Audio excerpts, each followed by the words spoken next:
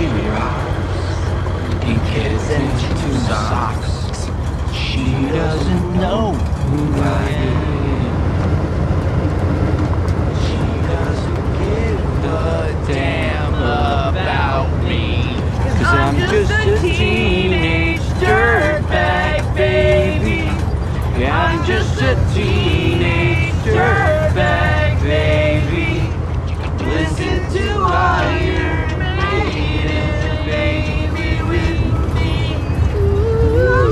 He lives on my block, he drives an IROC, and he doesn't give a damn about me. 'Cause I'm just a teenage dirtbag, baby. Listen to Iron Maiden, baby, with me. Thank you, Ray. Thank you, Sergeant. Her name is Noel. I got flashes! Where? 200 meters, my 11 o'clock. Second story, white building with the sandbags on the roof. 2 buildings behind the roadblock. Yeah, got it. It's his bombing. We're clear to engage. Right on, right on. She doesn't know who I am. She doesn't give a damn. 'Cause I'm just a teenage dirtbag, baby. Name, sucker. I just got some. Look at me, Brad. I'm a man now. Baby, come listen to life, made it, baby, with me.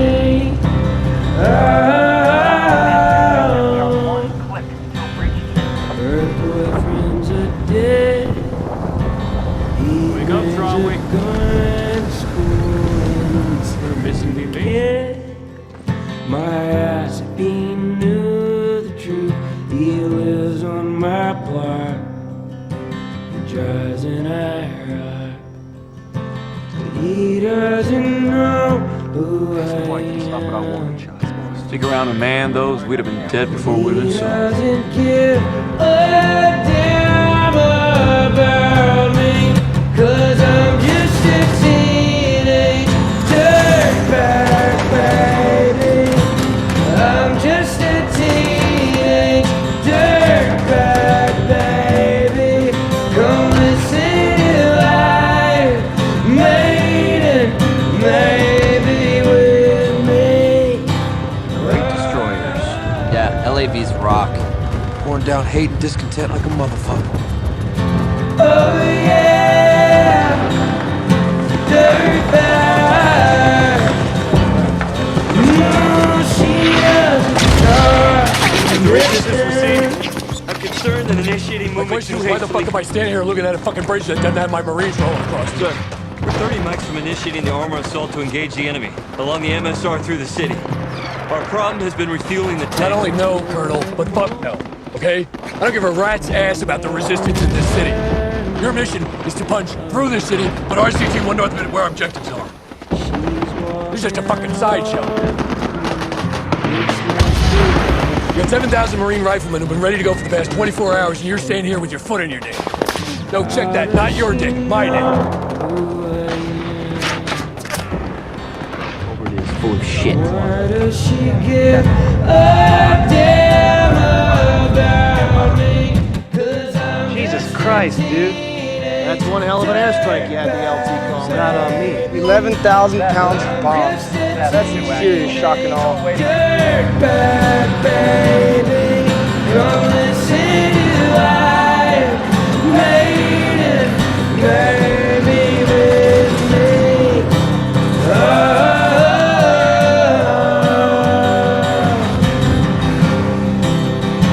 Oh yeah, dirtbag.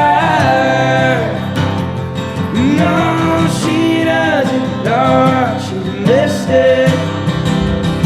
Oh yeah, dirtbag. No.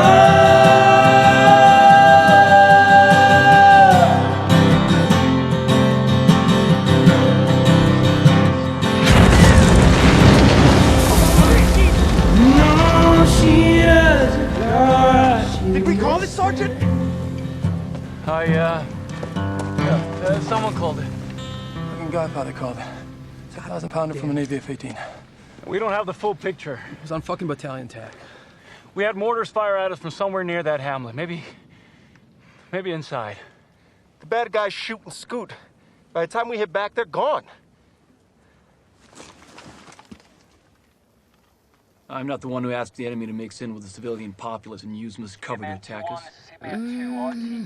Roger. We're moving out.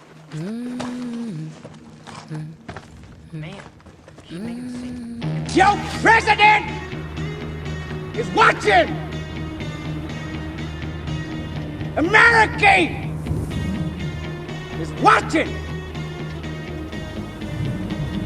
But more important, Godfather is watching. I want it painted black. Make no mistake, there will be no fuck-ups. No color. Marines around this world would give they left nuts to be where you are. Anybody not want to go? Marines, kill on 3. 1, 2, 3. I see a line of colors and they're all painted black with flowers and both never to come back. Yes, man. I see people Hitman 22 Echo 5 Romeo, this is Hitman 2. You're approved to engage. Roger that. Name's to target. Minor. 7. Minor.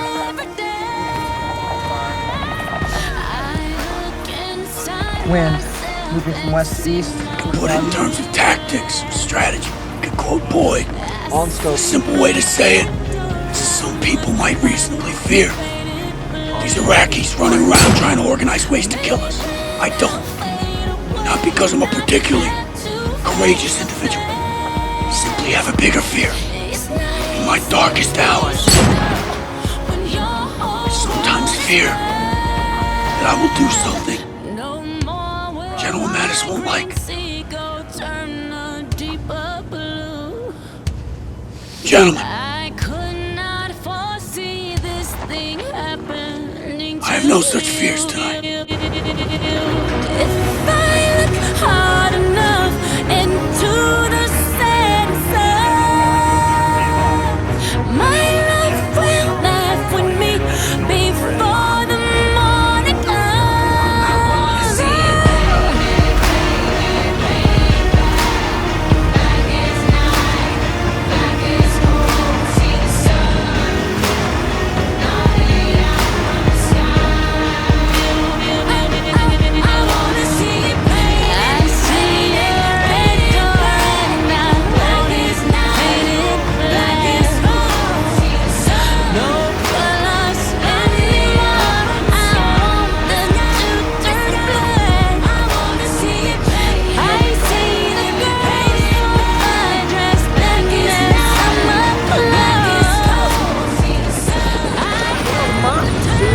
That means there's no WMDs. If there's no WMDs, then why are we here in the first place? I knew you were a fucking gay-ass liberal. You tried to pretend by invading Iraq with us, but I knew. I'm serious, Ray. Isn't that the whole point of us being here? The point is we get to kill people, you dumb fuck. Did I light him up? Yo, Gunny! Christine got 2 foot mobiles, maybe with weapons. 200 meters to our 9 o'clock. They got weapons, light them the fuck Right off of your feet. Boom, boom, boom, boom. Man, 2, 3, 1. Interrogative.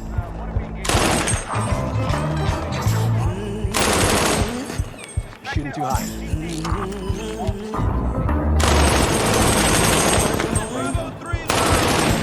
Shoot you right down. Let's go, guys. Bang, bang, bang, bang. Maintain suppressive fire. Right off of your feet. Go, go, go! Hitman, this is Hitman 2.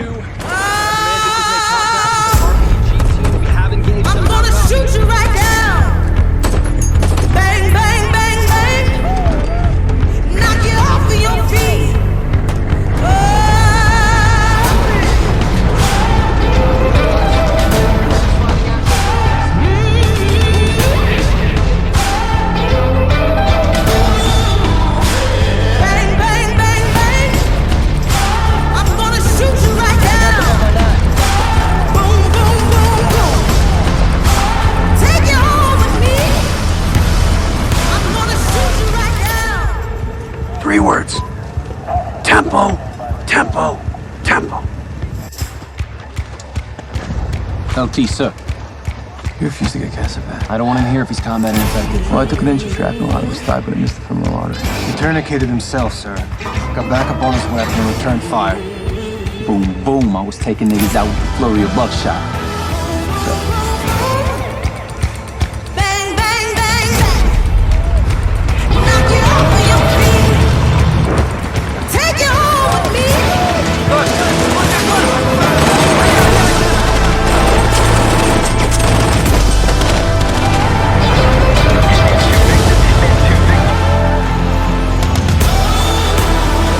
Bang, bang, bang, bang. I'm gonna shoot you right now.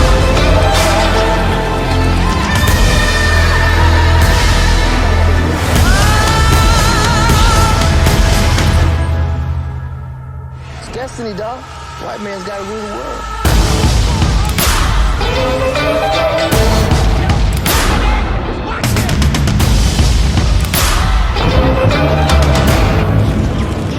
Boom, boom, boom.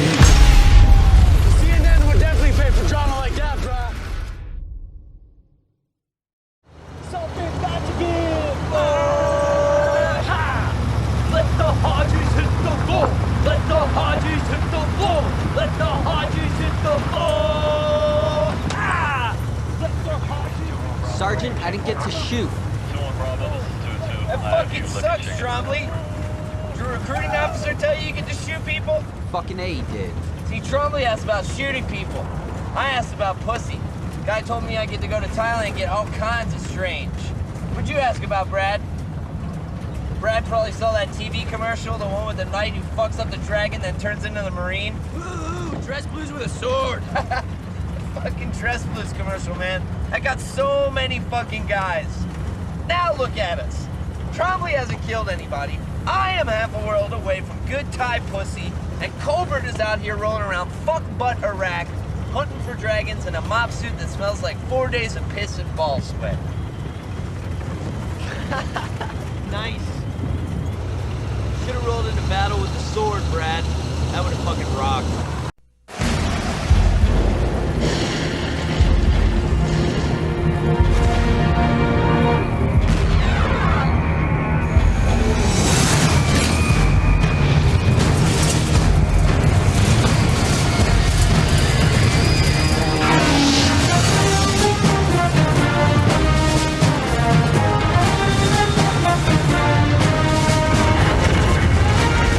It is more than a trial by fire. It is a rite of passage, a challenge to join the elite. And if you succeed, if you can master your fear, outsmart your enemy, and never yield even to yourself, you will be changed forever. The few, the proud, the Marines. Things in mind. 3 things. Number 1, positive ID on your targets. Make sure of what you got in your sights needs shooting. And when you put it in your sights, don't fucking miss. Hit your target. Number 2, crosstalk, lateral coordination is going to carry the day. Ask yourself 2 questions all the time. What do I know? Who needs to know it? Okay? What do I know? Who needs to know it? 3rd thing I ask you to remember is that the next battle streamer for the battalion is going to be earned on your shoulders. Earned on your shoulders. And I think we will earn it. I'm Evan Wright. I wrote Generation Kill, and I rode in the Humvee with Brad Colbert and Josh Ray Person, who were, Brad was the team leader, and I was the reporter in the Humvee. My big intent with working on the miniseries was to present you guys as characters saying and doing things and joking in a way that would make viewers really uncomfortable. Tell you who the biggest retard is? That's Saddam Hussein. We don't even want to be in this shit. Stop scribbling. It encourages him. I think it was a great series. I think it it shows a lot, not just our story, but, you know, I think the American public will be able to get a good idea of what, you know, what the men and women are doing in Iraq. I mean, I think a lot of people, their conception of war is that when the troops are fighting, everybody's like sort of hunkered down and scared, and we depict troops like right after the bullets stop, people are telling jokes. That's a stress reliever. I mean, that's a no-brainer. Well, it's from all the other war movies that are out. Everyone has this preconceived notion of what war is, and... But do you think it's accurate, that like the humor in it? Oh yeah, it is. The humor is the best thing. I think humor is most funny whenever it's injected into places where it totally doesn't belong. You know, that's what makes a medium funny joke really ridiculously funny. True. Your sense of timing is genius, by the way, brother. Rude, check it out. Look, I'm you. Here, dead. Alive. I'm dead here. Now I'm alive. I'm dead. Alive. Dead. Ray. What's your point? Just trying to cheer you up, brother. That is breach point 2. Look at this shit. How come we can't ever invade a cool country with, like, chicks in bikinis? You know? How come countries like that don't ever need Marines? I'll tell you why. It's lack of pussy that fucks countries up. Lack of pussy is the root fucking cause of all global instability. If more Hajis were getting quality pussy, there'd be no reason for us to come over here and fuck them up like this. Because a nut-busted Haji is a happy Haji. Ray. How much rib fuel have you ingested? I'm on it like a motherfucker, Brad. Moto, dude! Well, no more of that shit. When you do rip fuel, you can't shut up. All hitman Victor, all hitman Victor. It's an interesting theory, though. Yeah, you should quote me on it. You know what? You should definitely quote me on it. This whole fucking thing, it comes down to pussy. Look, if you took the Republican Guard, comped their asses in Vegas for a weekend, no fucking war. So the war's not about oil or WMDs? No. In the opinion of this Marine, it's about pussy. And it's not about Saddam? No, Saddam's just part of the problem. Look, if Saddam invested more in the pussy infrastructure of Iraq than he did on his fucking gay-ass army, then this country would be no more fucked up than, say, Mexico. Ray. Please shut up. Humor is a coping mechanism. Yeah, yes, well, you guys know Eddie Wright, one of my assistant team leaders, had both his hands blown off behind me. And I'll be honest, I was panicked a little bit, and the first thing he does is start cracking jokes about we should have slept in this morning. You know, and I'm like, how the hell is this guy laughing? We were the tip of the spear. We met the enemy face head on, and we destroyed them. So, I mean, if somebody gets upset because we crack a few jokes, I think any commander would have been proud of that unit. I think we have this this misguided perception that World War II was this, you know, the good versus the evil, this very clear cut. It was messy and it was ugly and it was just as nasty and ruthless and vicious as what we have in the Middle East. You just didn't have a camera there. This is the most publicized war that we've ever had. I mean, every single thing. In history, well, even right? this war, though, we still have the luxury to ignore it. Americans don't even care about it. Yeah, you know. Well, here's what's different with Evans. He could have stayed for that first firefight, been through it, pack his stuff, and then have his story in hand and go home. And he wouldn't have got the full story.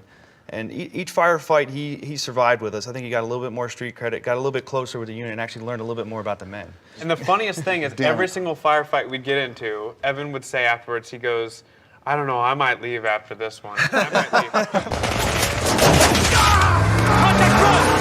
The joke was after that first ambush is I looked back to make sure Evan was okay, and all I saw was a Kevlar with boots sticking out the bottom. Trembling.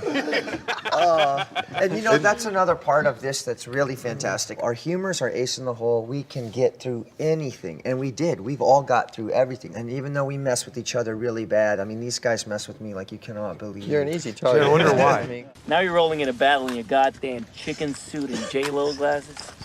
You're dressed like a pimp queen. I wear clothes that are body conscious. But at the end of the day, if anybody else out there tried to mess with me, you'd have to walk through all these guys. And that family is portrayed in this film. Daddy's back. It's really pretty country out here. Except for the mortars. Later, when I joined the Marine Corps, it wasn't because I wanted to go kill and destroy. I just knew I wanted to defend. My father's a Marine, both my fathers. I have two fathers. Rudy Reyes Sr., who gave me his name and married my mother while I was still in her stomach, and my biological father, who was also Marine officer. I was a Zen Buddhist. I was a kickboxer, vegetarian, never believed in violence, but always disciplined myself with strength and martial arts to protect myself and my brothers. Eventually we fell into the Omaha Home for Boys after being shuffled around an entire childhood without a mother or a father. I lived in such squalor. My brothers and I were sick. I had hepatitis. I was dying, completely jaundiced. My teeth were rotting out too. I was in bad shape. All my brothers and I had worms and lice. And, you know, I was abused horribly too, physically, sexually. This is what happens to kids when there's nobody around. There was nobody there for me, and I wouldn't let that happen to my brothers. I would not let them feel that cold, icy feeling of being completely vulnerable and completely alone like myself. I saw a documentary. It's about an orphanage, and the children left destitute, and all the adults have been killed on both sides. But when I saw these children suffering in this documentary, and then President Clinton said that we're going to do boots on the ground, I knew I had to ethically serve and fight. My drive was to defend, and I didn't know how that was going to play out, so I just joined the infantry. And then I was given the opportunity to try out for recon, and it changed my life. So I was driven to go freaking ultimately take suicide missions for the Marine Corps because of an emotional response and a visceral connection to pain, suffering, and vulnerability. But still, I had not made that transition to a killer, which is part of being a warrior. And I mean, how can you until you're there doing it?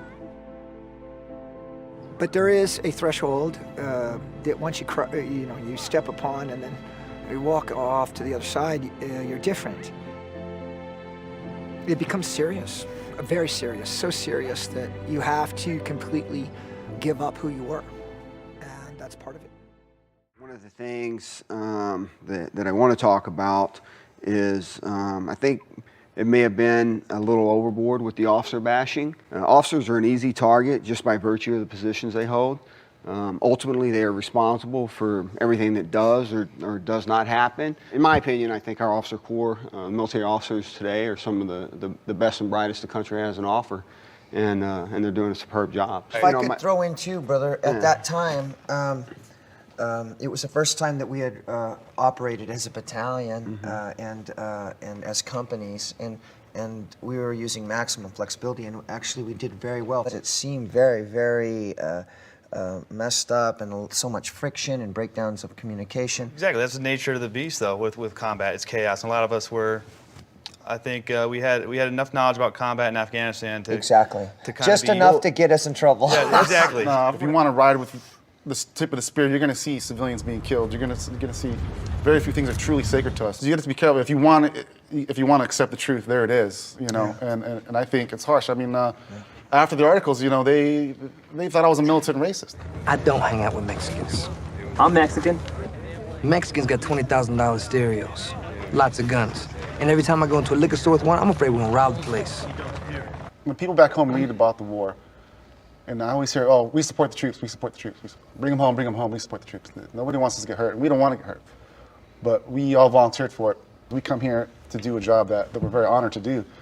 That's what I like to say to America. I think we're all happy to have our story told, but again, it's not just these 22, 23 guys. There's a whole nation at war, and this is what the service members are going through. Do you think that guys that are your age, who have lived in a civilian life, do you think it ever intimidates them? Of course.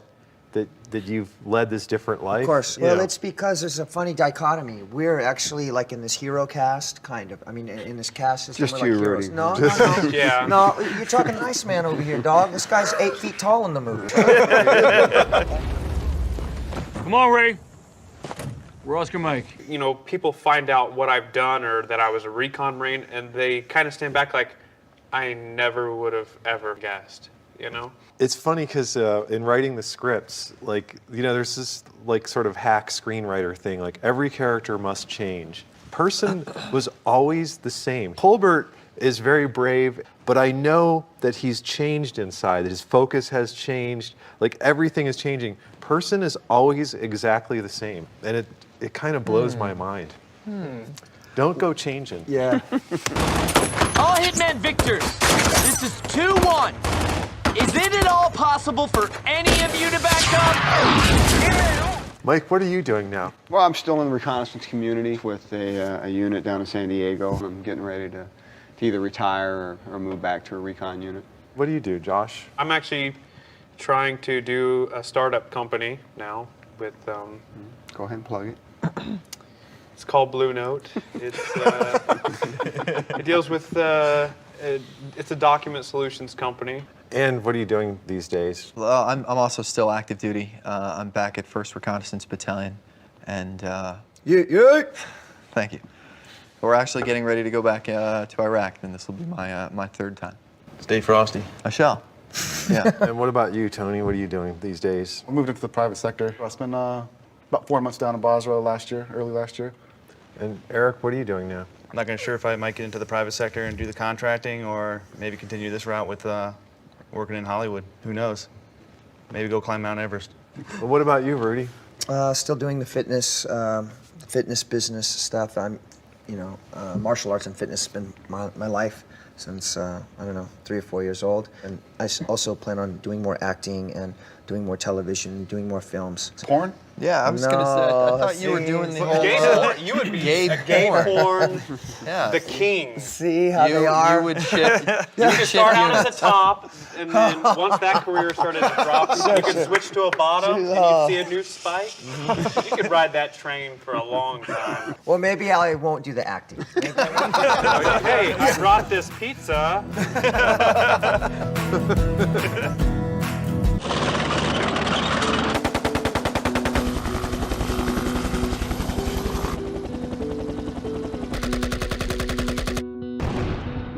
Stress physically affects the body. It causes physical reactions. But when you expose the body to those day in and day out, they can be toxic.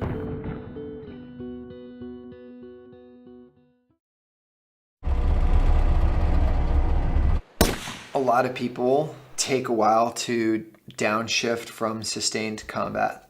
And PTSD happens a lot of times because we experience things in combat that are so out of the ordinary, that are so violent, that are so traumatic. We have nothing to compare them to in our previous life.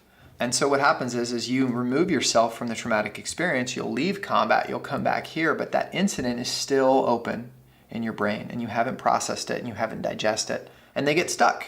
And it's unfortunate that a lot of the symptoms of having some of these traumatic issues is that you tend to push people away. You know that people around you love you and support you and want you to improve, but you're so busy self-destructing, they just can't stand to be around you. And I can't say how many times wives are the ones that will go to the command and say, my husband has a problem, long before the individual ever does. We do such an injustice in many cases to how we handle this topic by not having more senior people admit that there's nothing wrong with seeking help. We're saving more lives now that we wouldn't have been able to save even 15, 20 years ago, but we've been so slow in treating the mental issues that all of us have come home with to some degree or another. Some of the things that affected me was just a lot of the side effects of long-term exposure to combat stress, but also just extended exposure to adrenaline over months and months that often comes with sustained combat operations. Things like irritability, anger, frustration, short fuse, not wanting to be around large groups of people, things of that nature.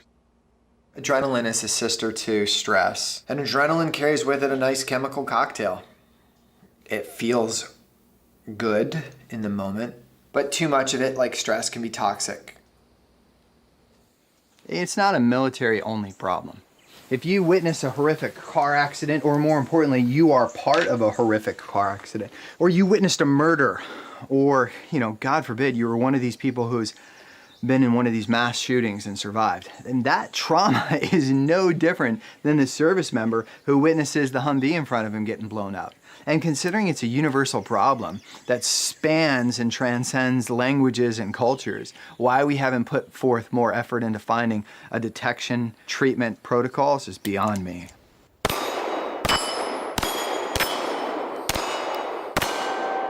Trauma doesn't give a shit what gender you are. It doesn't give a shit what race you are, whether you're military or civilian. And that's unfortunate.